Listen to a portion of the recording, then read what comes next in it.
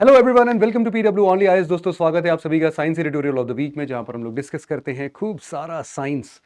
20 अक्टूबर से 27 अक्टूबर के बीच में अगर हम कुछ इंपॉर्टेंट आर्टिकल्स देखते हैं तो हमारे पास ये 3 आर्टिकल्स हैं, जो कि पहला बिग बैंग थ्योरी पर क्वेश्चन मार्क लगा रहा है भाई कि ये सही है कि गलत है। कुछ नए फाइंडिंग्स मिले हमें, उनके बेसिस पर ये क्वेश्चन राइज किया गया है।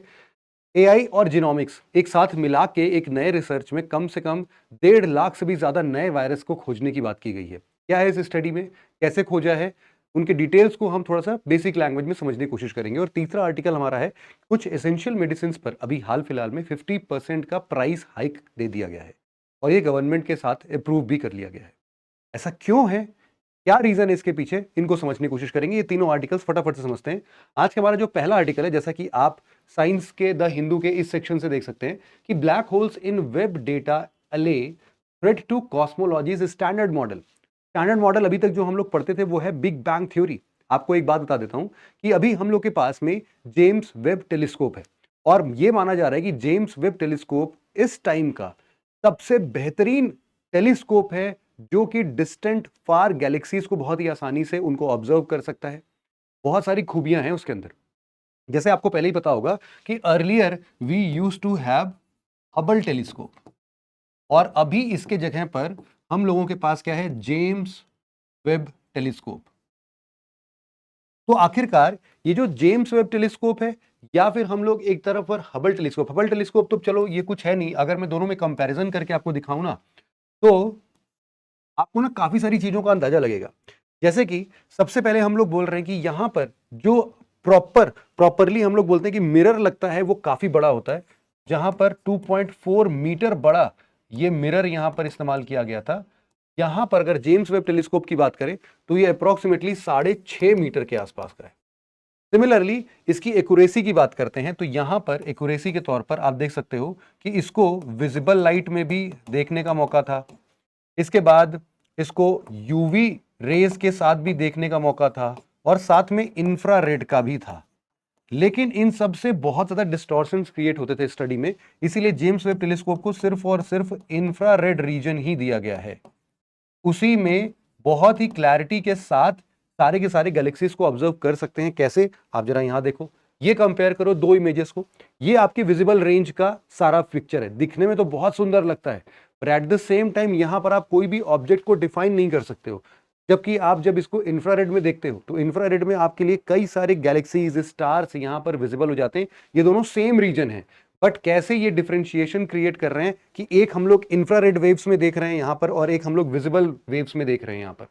तो इसीलिए इंफ्रारेड वेव चूंकि ज्यादा क्लियर होता है वो यहां पर हम लोगों को मिलते हुए दिखता है। सिमिलरली देखो, अब यहां पर जो हमारा जेम्स वेब टेलीस्कोप है ना, वो आज के टाइम पर मैं आपको दिखाता हूं कि ये दिखता कैसा है। मैंने आपको और भी पहले भी कई बार दिखाया है। यहां पर आप जरा देख सकते हो, इसको जरा मैं थोड़ा सा जूम कर देता हूं। यहां पर ये है हमारा प्यारा सुंदर सा उड़न खटोला टाइप का ये जेम्स वेब टेलीस्कोप, जो कि पूरे गैलेक्सीज को ऑब्जर्व करने के लिए इसको हम लोगों ने लेग्रांज 2 पॉइंट पर प्लेस किया है। आप लोग को पता होगा लेग्रांजेस पॉइंट क्या होते हैं। किसी भी दो प्लैनेटरी सिस्टम्स या फिर दो हेवनली बॉडीज के बीच के वो स्टेबल पॉइंट्स या वो पार्किंग पॉइंट्स जहां पर दोनों की ग्रेविटी कैंसल आउट हो जाती है। और इसको हमारे अर्थ के बियॉन्ड रखा गया है, L2 पर रखा गया है, जिसके बेसिस पर ये पूरे ब्रह्मांड को अनइंटरप्टेड व्यू के साथ देख सके।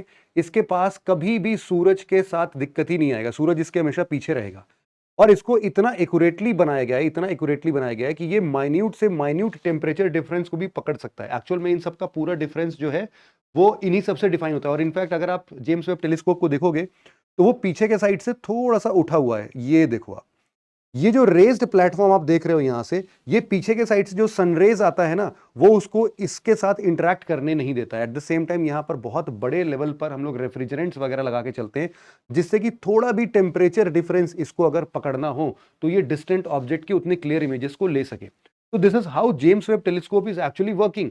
बट यहां पर अब हम लोग के लगभग 3 साल हो चुके हैं जेम्स वेब टेलीस्कोप को देखते देखते, और अब कुछ ऐसी रिसर्च सामने आई थी या फिर कुछ इनके डेटा को एक्सप्लोर करते टाइम कुछ ऐसा समझ में आया ना। हमारे पास कुछ डेटा थे, जैसे कि मैं आपको बताता हूं। यहां पर इसको थोड़ा सा मैं अभी ऊपर शिफ्ट कर देता हूं,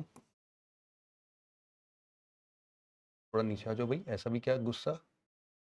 ठीक है, यहां पर हम लोग देख सकते हैं जरा कि यूजुअली यूजुअली जो हमारा बिग बैंग थ्योरी है वो क्या कहता है कि हमारे जो पहले स्टार्स बने, फर्स्ट स्टार्स, इसको बनने में लगभग लगभग 100 से 200 मिलियन साल लगे, मिलियन ईयर्स लगे, तब जाके हमारा पहला स्टार बना। 100 से 200 मिलियन साल बिग बैंग के होने के जस्ट 100 से 200 मिलियन सालों के बाद इसने बोला कि जो हमारी फर्स्ट गैलेक्सीज हैं वो फॉर्म हुई लगभग लगभग 1 बिलियन सालों के बाद, आफ्टर द बिग बैंग। लेकिन जो अब जेम्स वेब टेलीस्कोप से रीसेंट डेटा आया है वो ये आ रहा है कि भाई साहब जो हमें अब बहुत ही कम लाइट में, मतलब कि जो अभी बिल्कुल डार्क गैलेक्सीज हमें मिल रही हैं जो कि बहुत पहले बनी थी, उन गैलेक्सीज का, और हम लोगों ने अच्छा ये भी देखा कि हमारा यूनिवर्स जो है वो बिग बैंग की वजह से पूरा का पूरा एक्सपैंड कर रहा होता है। ये वाला डायग्राम हम लोग हर जगह देखते हैं कि हमारा यूनिवर्स जो है वो इस डायरेक्शन में एक्सपैंड करते जा रहा है। मतलब this is not just a single direction, आप तो हम सिर्फ टॉर्च दिखा रहे हैं बट वो स्फीयर है पूरा, है ना, तो सारे डायरेक्शन में सब जगह ऐसे एक्सपैंड कर रहा है, मतलब पूरा एक्सपैंड कर रहा है ऐसे ऐसे। हम लोग सिर्फ उसका एक सेक्शन निकाल के देख लेते हैं। तो ये अगर एक्सपैंड कर रहा है तो इट इज लाइक कि शुरुआती दौर पर गैलेक्सीज छोटे होंगे और ये धीरे धीरे धीरे धीरे ये गैलेक्सीज जो हैं ये थोड़े बड़े बनने लगे होंगे, पहले छोटी गैलेक्सी बनी होगी। यूजुअली देखा गया कि जब शुरुआती तौर पर ये हमारा पूरा एक नेबुला, जब बिग बैंग हुआ तो पूरा गैसेस से पूरा पार्टिकल भर गया होगा, और धीरे धीरे जैसे हमारी गैलेक्सीज ठंडी होती गई ये कूल डाउन होते गए और छोटे होते गए, और इनके बेसिस पर हम लोग यहाँ पर खूब सारे स्टार फॉर्मेशन, फिर धीरे धीरे इनके क्लस्टर्स बने तो गैलेक्सी फॉर्मेशन हम लोग देख रहे थे। अब जो नई स्टडी यहां से निकल कर आ रही है वो ये बता रही है कि देखो 400 से लेकर 650 मिलियन सालों के अंदर ही इनको ना बहुत बड़े ह्यूज गैलेक्सीज मिल रहे हैं, ह्यूज गैलेक्सीज मिल रहे हैं। तो यहां पर अब ये थ्योरी जो है ना ये थोड़ी सी डिस्टॉर्टेड फील हो रही है, और यही सबसे बड़ा चैलेंज मिला इन लोग को कि जेम्स वेब टेलीस्कोप का डेटा कई बार क्रॉस चेक कर लिया गया, भाई वो गलत नहीं है ना। तो प्रॉब्लम क्या है कि क्या स्टैंडर्ड थ्योरी जो है हमारी वही गलत है? नहीं, स्टैंडर्ड थ्योरी भी नहीं गलत है। एक्सप्लेनेशन क्या दिया जा रहा है, इसके पीछे कारण है आपके एक सीक्रेट इंग्रेडिएंट का। वो सीक्रेट इंग्रेडिएंट क्या है? सीक्रेट इंग्रेडिएंट जो है वो है आपका इंग्रेडिएंट, वो है आपका ब्लैक होल। और ये जो ब्लैक होल है ये सुपर मासिव ब्लैक होल है, सुपर मासिव ब्लैक होल। ये सुपर मासिव ब्लैक होल वही ब्लैक होल है जो कि हर गैलेक्सीज के सेंटर में पाया जाता है।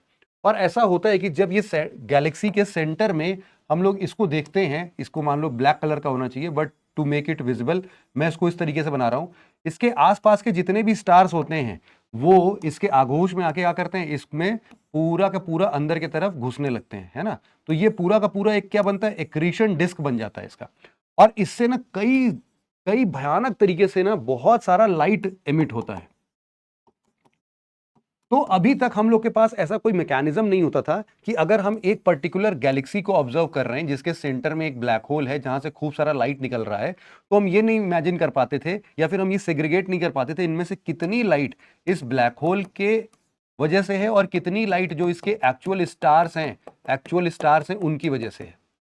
तो अब हम लोग के पास ये मुद्दा भी आ गया, और अब हम लोगों ने ये देखा कि जो शुरुआती दौर पर गैलेक्सीज हम लोग बहुत बड़ा देखने की कोशिश कर रहे थे, वो गैलेक्सीज एक्चुअल में बहुत बड़े नहीं थे। हम लोग तो इस बारे में अंदाजा लगा रहे थे क्योंकि कितनी लाइट उसके पास है, मतलब जितना ज्यादा लाइट उसके पास होगा उतना बड़ा गैलेक्सी होगा और उसके पास उतने ज्यादा सन होंगे। लेटर ऑन वी रियलाइज कि ज्यादातर लाइट्स जो है ना वो इस ब्लैक होल की वजह से निकल के आ रहा है। इसको हटा दो, इसको हटा के जब देखा गया तो नहीं, अब गैलेक्सीज छोटी हो गई भाई, है ना। तो वो वाले मुद्दे फिर से क्लियर होते हुए दिखाई देने लगे। तो ये पूरा आर्टिकल जो है वो बेसिकली इसी बात पर इशारा कर रहा था कि हम लोग अभी भी ये मानते हैं कि जो हमारा स्टैंडर्ड मॉडल है बिग बैंग थ्योरी का वो बिल्कुल एक्यूरेटली अभी तक हर कंडीशन पर जस्टिफाई होता हुआ दिखता है। और इसमें और भी बहुत सारे कॉम्प्लेक्स प्रॉब्लम्स दिए गए हैं बट उतना हम लोग को डिटेल में जाना नहीं है। यहां पर बस इतना ही समझना है कि हमारा जेम्स वेब टेलीस्कोप कैसे वर्क करता है वो काफी इंपॉर्टेंट था, और दूसरा कि हम अपने स्टैंडर्ड मॉडल के अभी भी उसको क्वेश्चन मार्क करने के लिए तैयार नहीं है। It is in it self very very expensive, at the same time बहुत ही एक्यूरेटली उसने सारे टाइमलाइंस को प्रेडिक्ट किया है, तो अभी भी ये गलत नहीं है हमारा। इसी तरीके से जो अगला आर्टिकल आता है वो आता है research meld AI and genomics to find thousand of new virus. मतलब जैसा हम लोग बोल रहे थे, एक्चुअल में हुआ क्या था, मैं आपको कुछ बेसिक्स की बातें बताता हूं। हम लोग अभी तक किसी भी वायरस को आइडेंटिफाई करने के लिए, जब से कोविड का टाइम आया, जब से ये वाला पैंडेमिक आया है ना, तब से हम लोग का दिमाग बिल्कुल बौखला गया है। हम लोग हर बार जीनोमिक्स की स्टडी करते हैं। अब जीनोमिक्स की स्टडी करते हैं मतलब क्या है कि जो भी हमारा जीनोम मेकअप है, हमारा नहीं मतलब वायरस का जो भी जीनोम मेकअप है, उसके सीक्वेंस की पढ़ाई हम लोग बहुत तेजी से करने लगे हैं। क्यों करने लगे हैं भाई सीक्वेंस की पढ़ाई इतनी तेजी से? क्योंकि ये बहुत ज्यादा हमारे इंफॉर्मेशन का भंडारा होता है, और ये इंफॉर्मेशन का भंडार हमारे इस वायरस से फाइट कैसे करना है उसके लिए रिस्पॉन्सिबल है। और इनफैक्ट जो हम लोग mRNA वैक्सीन बनाते हैं वो काफी इंपॉर्टेंट होता है। लेकिन इन वायरस के साथ ना एक कैरेक्टरिस्टिक अटैच्ड है। हम लोगों ने हमेशा पढ़ा है कि देखो, एक वायरस जो होता है, ये वायरस मान लो कि ये एक वायरस है। ये कौन सा वायरस है? ये आपका बैक्टीरियोफेज है। इस पूरे बैक्टीरियोफेज में या तो ये प्रोटीन होता है, और दूसरे नंबर पर इसका जेनेटिक मटेरियल होता है। और अगर हम लोग जेनेटिक मटेरियल की बात करते हैं तो किसी भी एक वायरस में, अब वायरस में और भी कोई फंक्शन नहीं होते हैं। वायरस, इसीलिए मैं हमेशा इसको जिंदा लाश बुलाता हूं, क्योंकि ये बिल्कुल लाश जैसे ही पड़ी रहेगी, कुछ नहीं कर पाएगी। It needs some living object to live on. जैसे ही वो उसके ऊपर आती है, उसको हाईजैक कर लेती है। सारा मैकेनिज्म, सारा फंक्शन उसके हिसाब से ड्रिवन होता है फिर। तो ये जो जेनेटिक मटेरियल है ना, ये बेसिकली दो टाइप्स के हो सकते हैं। पहला टाइप जो है वो हो सकता है आरएनए बेस्ड, और दूसरा टाइप जो है वो होता है डीएनए बेस्ड। देखो, जितने भी खतरनाक टाइप के वायरस होते हैं ना, उसमें से आप मतलब ना, इसको जनरल तो हम लोग नहीं बोल सकते हैं, लेकिन यूं बोलना गलत नहीं है कि जितना अभी तक हम लोगों ने ऑब्जर्व किया है, उसके बेसिस पर जितने भी ज्यादा शरारती या खतरनाक टाइप के जो वायरस हैं, वो सब के सब आरएनए बेस्ड ही हैं। आप एड्स वाला वायरस देख सकते हो, आप कोविड वाला वायरस देख सकते हो, डेंगू, ये सब जितने भी है ना, सबके लिए आप आरएनए बेस्ड ही चलते हो, है ना। तो आरएनए बेस्ड क्यों है, एक्चुअल में ज्यादा तंग क्यों करता है हम लोग को, इसके पीछे रीजन है। ये बोल रहे हैं रिसर्च में अब ये आता है कि डीएनए बेस्ड जो वायरस होते हैं, दे आर मोर स्टेबल। ये स्टेबल क्यों होते हैं? क्योंकि जब भी ये अपने आप को रेप्लिकेट करते हैं, तो ये इनका रेप्लिकेशन जो है, इनका रेप्लिकेशन बड़ा ही शानदार तरीके से हो जाता है, या फिर हम यूं बोले कि एरर फ्री हो जाता है। यहां पर जब आरएनए बेस्ड होते हैं ये वायरस, तो जब भी ये रेप्लिकेट करने की कोशिश करते हैं, तो इनका जेनेटिक इंफॉर्मेशन काफी हद तक चेंज होता हुआ दिखाई देता है, जिसके वजह से हम लोग हमेशा देखते नहीं थे कि यार कोविड वायरस के इतने सारे वेरिएंट आ गए, अभी एक नया वेरिएंट आ गया, अभी एक महीने बाद फिर से एक नया वेरिएंट आ गया। तो इतने सारे वेरिएंट इसीलिए आप आ रहे थे क्योंकि ये आरएनए बेस्ड है। और यही हमारे मेडिकल फील्ड को भी बहुत चैलेंजिंग क्रिएट करता है कि भाई साहब, हर बार तुम वेरिएंट बदल के आ जा रहे हो, तो हमारी जो दवाइयां हैं, हमारी जो वैक्सीनेशन हैं, वो कितने हद तक हम चेंज करते जाएंगे। तो इन सबको स्टडी करने के लिए ना, साइंटिस्ट ने एक चीज को समझा और बोला कि देखो, किसी भी वायरस को डिफाइन करना है अगर, तो हम इस वायरस के कुछ ऐसे सेगमेंट की बात करें जो कि बहुत कम चेंज होता हो या फिर सब में कॉमन ही पाया जाता हो। इस आरएनए को कुछ भी करने के लिए, हाईजैक करने के लिए, इसको डीएनए में कन्वर्ट करना पड़ेगा। मतलब कि यहां पर एक रिवर्स ट्रांसक्रिप्शन का मैकेनिज्म तो पक्का से होगा ही होगा। अब ये सब मैं आपको इसलिए नहीं समझा रहा हूं क्योंकि यार आप लोग भी पढ़ते पढ़ते अब बोर हो चुके होंगे कि हर बार मैं आता हूं और ट्रांसक्रिप्शन और ट्रांसलेशन यही सब पढ़ाता रहता हूं सेंट्रल डॉगमा में। तो रिवर्स ट्रांसक्रिप्शन आप सबको पता है, it is the process of conversion of RNA to DNA. तो आरएनए से डीएनए के लिए रिवर्स ट्रांसक्रिप्शन चाहिए, और सिर्फ रिवर्स ट्रांसक्रिप्शन ऐसे नहीं हो जाता, उसके लिए कुछ इंग्रेडिएंट चाहिए होता है इस वायरस को। और ये जो इंग्रेडिएंट है, ये है आपके लिए डीएसडीए। यहां पर आप देख सकते हो, कहां गया, sorry, RdRp, RNA dependent RNA polymerase. इसको मैं यहां पर लिख देता हूं, ये क्या है, आरएनए डिपेंडेंट आरएनए पॉलीमरेज। ये एक प्रकार का एंजाइम है, और इसके बारे में भी हम लोगों ने पढ़ा है ना, पॉलीमरेज, आरएनए पॉलीमरेज एंजाइम। ये एक्चुअल में हेल्प करता है आरएनए को डीएनए में कन्वर्ट करने के लिए, जिससे कि वो अब अपने जेनेटिक इंफॉर्मेशन के साथ अटैच करके उस पूरे ऑर्गेनिजम्स को हाईजैक करके अब उससे अपना काम कराए। तो यहां पर ना हर बार हम लोग को आरडी आरपी मिलेगा ही मिलेगा, हर बार मिलेगा ये। तो इसको पकड़ के अगर देखा जाए, तो हम लोग ना इससे एक्चुअल वायरस का अंदाजा लगा सकते हैं। और इसको हम लोग बोलते हैं कि ये जो एंजाइम है ना, ये एक प्रकार का प्रोटीन है। ये जो प्रोटीन है, ये बहुत ही एंशिएंट प्रोटीन है, बहुत ही ओल्ड एज प्रोटीन है, ये चेंज नहीं होता जल्दी। तो हम लोग किसी भी वायरस को ट्रेस करने के लिए, ट्रैक करने के लिए, इसको अगर आइडेंटिफाई करना स्टार्ट कर दें, तो काम अपना आसान हो जाएगा। और इसी तरीके से हम लोगों ने एक नया पूरा एक ऑर्गेनिक, मतलब एक पूरा मशीन बनाया, मशीन लर्निंग के ऊपर, जिसको हम लोगों ने बोला सेराटस। सेराटस एक डीप लर्निंग या फिर यूं बोलो मशीन लर्निंग बेस्ड मैकेनिज्म है, जिसके पास कम से कम 160, या फिर हम यूं बोल दें कि लगभग 1 लाख वायरसेस से ज्यादा इसके पास सारा डेटा इकट्ठा हो चुका है। मतलब अगर हम लोग यूं बोले ना कि इसके पास कम से कम 100 मिलियन जीबीज ऑफ डेटा होगा। अब समझ लो, खतरनाक डेटा है उसके पास बहुत सारा। अब सेरेटस के फायदे क्या है ना, कि ये एक एक इंडिविजुअल वायरस को एक्सेप्ट नहीं करता है। ये क्या करेगा, मान लो कि आपके बगल में तालाब में बहुत गंदगी है ना, या फिर कीचड़ है, कीचड़ का एक डब्बा उठाएगा, कीचड़ का एक डब्बा उसमें डाल देगा, उसमें जितने सारे मिलियंस ऑफ वायरस होंगे सबका ट्रेसिंग एक साथ कर देता है। तो ये जीनोम सीक्वेंसिंग बड़ा तेजी से करता है, और वो डीएस ये क्या बोलते हैं, आरडी आरएनए को ये भी ये प्रोटीन को ये भी खोजने के लिए स्टार्ट कर देता है। तो इसके मदद से क्या हुआ कि कई सारे, कम से कम 1 लाख से ज्यादा नए वायरसेस आइडेंटिफाई किए गए। लेकिन प्रॉब्लम क्या थी अभी इन सब में, अभी भी प्रॉब्लम एग्जिस्ट कर रही थी कि यूजुअली हम लोग ना इनके प्रोटीन सिंथेसिस को पकड़ रहे हैं। कई बार ऐसा होता है कि जो प्रोटीन को हम पकड़ने की कोशिश करते हैं, जो इनके डेटा में 1 लाख डेटा है मान लो वायरस का इनके पास, तो इस 1 लाख डेटा के वायरस के प्रोटीन को हमने मैच किया, और कई बार जब ये ट्रांसफॉर्मेशंस करते हैं इनमें, अगर वो डेटा मैच नहीं कर रहा है तो ये उसको नया डिक्लेयर नहीं करता है, छोड़ दे रहा था। अब जो नया मैकेनिज्म आया है उनका, ये वाला जो डेटा है उसको हमने दूसरे आर्टिफिशियल इंटेलिजेंस में भरा, चाइना का कोई बेस्ड आर्टिफिशियल इंटेलिजेंस था वहां पर, इसको हम लोग नाम दे रहे थे, वैसे नाम उतना इंपॉर्टेंट नहीं है। लेकिन हमने क्या किया कि अब हम लोग बेसिकली ना इसके बेस को पकड़ना स्टार्ट कर दे रहे हैं, जो पैटर्न चेंज हो रहा है, जो पैटर्न ये चेंज कर रहा है, उस चेंजिंग पैटर्न की स्टडी करना स्टार्ट किया हमने। तो अब जो भी नया पैटर्न हमें मिलता है उसको भी हम अलग तरीके से वायरस को रिकॉग्नाइज करके अलग सेट ऑफ इंफॉर्मेशन बनाते हैं। उसके चलते इसका डेटा दूसरे एआई में डाल के जो नया निकला है उसके बेसिस पर हम लोगों ने अभी फिलहाल के लिए 1,60,000 न्यू वायरस फाउंड किए हैं। ये ऐसे वायरस हैं जो कि डीप ओशन में पाए जाते होंगे, वॉल्केनिक एरियाज के पास में पाए जाते होंगे, मतलब हम बोल सकते हैं कि हॉटस्पॉट रीजन में पाए जा सकते होंगे, या फिर हॉट स्प्रिंग रीजन में पाए जा सकते होंगे, कुछ भी है, बस ये अभी तक हमारे पास नहीं आए। लेकिन अब इनका फायदा क्या होगा, इनको अब हमने फाइंड आउट कर लिया है ना, इनकी जीनोम सीक्वेंसिंग हमारे पास पहले से ही है। फ्यूचर में कभी भी अगर ये सारे प्रॉब्लम्स हमारे इंसानों के लिए क्रिएट करते हैं, जूनोटिक हो जाते हैं अगर ये, या फिर किसी भी तरीके से हमारे अंदर फैल के कोविड टाइम या फिर कुछ भी पैंडेमिक फैलाते हैं, तो हमारे पास इनका सीक्वेंस ऑलरेडी है। और जब से कोविड आया तो हम सबके मन में ना एक बड़ा ही सही बात हुई है कि हम लोग इंटरनेशनल कोऑपरेशन के साथ जो भी जीनोम सीक्वेंसिंग्स होती हैं, कोई एक ने भी निकाल लिया ना तो वो हर जगह फैला देता है, शेयर कर देता है। तो शेयरिंग रिस्पॉन्सिबिलिटी आज के डेट में बहुत सही हो चुकी है। तो अब 160 या फिर 1,60,000 नए वायरस का अब हमारे पास इंफॉर्मेशन जो आया है, आगे भी ऐसे और आएगा। लेकिन हम लोग ये सोच रहे हैं कि अब इन सब के खिलाफ अगर कुछ भी प्रॉब्लम आएगा तो हम अर्ली एक्शंस ले सकते हैं। अर्ली एक्शंस के अंतर्गत हम लोग जल्दी से वैक्सीन बना सकते हैं। तो जितना डिवास्टेशन अभी तक वायरस किया करते थे, अब शायद उतना ना कर पाए। ये पूरा आर्टिकल था हमारा एआई और जीनोमिक्स के बेसिस पर कैसे हम लोगों ने नए वायरस को पकड़ा है। तीसरा और आखिरी आर्टिकल है आज का हमारा कि कुछ सेंट्रल गवर्नमेंट ने मेडिसिन को लेते हुए जो कॉमनली यूज ड्रग हुआ करते थे उन पे 50% तक का हाइक कर दिया है। इसके लिए ना आपको ना कुछ ऑर्गेनाइजेशंस के बारे में पता होना चाहिए। जैसे कि एक ऑर्गेनाइजेशन है जिसका नाम है एनपीपीए, यहां पर देखना, ये एनपीपीए, ये है आपका national pharmaceutical pricing authority of India. National pharmaceutical pricing authority of India, ये basically union ministry of chemicals and fertilizers के अंदर में काम करता है।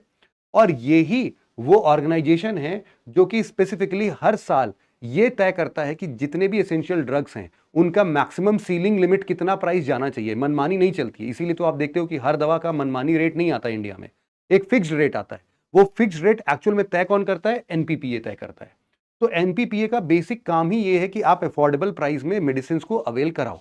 लेकिन प्रॉब्लम कहां पर आ रही थी कि जितने भी ये एसेंशियल ड्रग मेडिसिन थे ना, ये बहुत ही कॉमन मेडिसिन की बात हो रही थी। ये अस्थमा के मेडिसिन थे और भी मतलब ऐसे बहुत सारे कॉमन मेडिसिन थे जिनका प्राइस अभी बढ़ाया गया है। उसके पीछे गवर्नमेंट आंसर ये कर रही है कि देखो कई बार ऐसा हो रहा था कि अगर हम इनके प्राइसेस नहीं बढ़ा रहे थे, पीछे फार्मास्यूटिकल कंपनीज हम लोग को बहुत प्रेशराइज कर रही थी कि we could not be able to manufacture any further these medicine because of कि इनका जो बेसिक इंग्रेडिएंट है इनका प्राइस ऑलरेडी बहुत बढ़ गया है। 1997 में पिछली बार इसको आप लोगों ने सही किया था, अब तो 2024 आ चुका है, लगभग 26-27 साल हो चुके हैं इसके लिए। अब तो रिवाइज कर दो इनके प्राइस को। तो अब इन सब बातों को ध्यान में रखते हुए कि अब अगर मान लो कि ये मैन्युफैक्चरिंग करना ही बंद कर दें और इसके बेसिस पर जब शॉर्टेज क्रिएट होगा तो मार्केट प्राइस अपने आप ही ऊपर भाग जाएगी। उन सब चीजों का प्रॉब्लम ना आए कॉमन लोगों तक, इसके बेसिस पर सब कुछ ध्यान में रखते हुए अब ये हाइक किया गया। This is not the first time that has been done. 2019 में ये बात ऑलरेडी कर दी गई है। कई सारे मेडिसिन ऐसे थे, वहां पर 19 मेडिसिन थी ऐसे ही कॉमनली यूज मेडिसिन थी जिसका 50% हाइक किया गया था। ऐसे ही और भी बहुत सारे हैं। तो आप देख सकते हो कि कैसे एनपीपीआई जो है वो काम कर रही है बेसिकली, जो उसका परव्यू है ना वो है ड्रग एंड कॉस्मेटिक एक्ट 1945 के अंतर्गत। यहां पर ड्रग रूल्स 1945 में ये बोल रहा है कि देखो, जितना भी मैन्युफैक्चरिंग, टेस्टिंग, लेबलिंग, ये सब में कोई छेड़खानी नहीं होनी चाहिए। जब आप इतना स्टैंडर्ड ऑलरेडी मेंटेन करके दवा प्रोडक्शन में लेके आ रहे हो तो उसका कॉस्ट ऑलरेडी इंक्रीज करेगा ना पिछले 26-27 सालों में। और अगर आप उन प्राइसेस को रिवाइज नहीं करोगे तो फार्मास्यूटिकल कंपनीज के लिए कोई इंसेंटिव नहीं है कि वो उसको और ज्यादा मैन्युफैक्चर करें। तो इन्हीं सब चीजों को ध्यान में रखते हुए फॉर द ग्रेटर गुड, और इनफैक्ट यहाँ सेक्शन 19 अगर आप देखते हो ना इस एक्ट का, तो इसमें लिखा भी हुआ है कि अगर पब्लिक इंटरेस्ट में एक्स्ट्रा ऑर्डिनरी सर्कमस्टांसेस ऐसे कुछ बनते हैं जहां पर आपको प्राइस हाइक करना चाहिए, तो definitely you can do these things. तो इसीलिए इन सब चीजों का संज्ञान लेते हुए काफी सारे ऐसे मेडिसिन थे जिस पे गवर्नमेंट ने, टोटल ऐसे 9 मेडिसिन है वैसे तो, ये 9 एसेंशियल ड्रग्स हैं जिसका 50% प्राइस अप्रोक्सीमेटली इंक्रीज कर दिया गया। यहाँ पर नाम लिखा हुआ है, साल्ब्यूटामॉल टैबलेट है, और 2 mg 4 mg ये सारा, पाइलोकैर्पिन, सेफाड्रॉक्सिल, डेस्फेरियोक्सामाइन, लिथियम टैबलेट्स, ये सारी जो भी है, मतलब अब इतना याद करने की जरूरत नहीं है, बट हाँ कॉन्टेक्स्ट हम लोग को सारा का सारा पता होना चाहिए। तो भाई यही था आज का पूरा हमारा आर्टिकल। आई होप आपको ये आर्टिकल काफी सही लगा होगा, समझ में आ गया होगा पूरा अच्छे तरीके से। आज के इस डिस्कशन को यहीं पर हम एंड करते हैं। Thank you very much for listening it very patiently friends. Have a nice day. Thank you so much.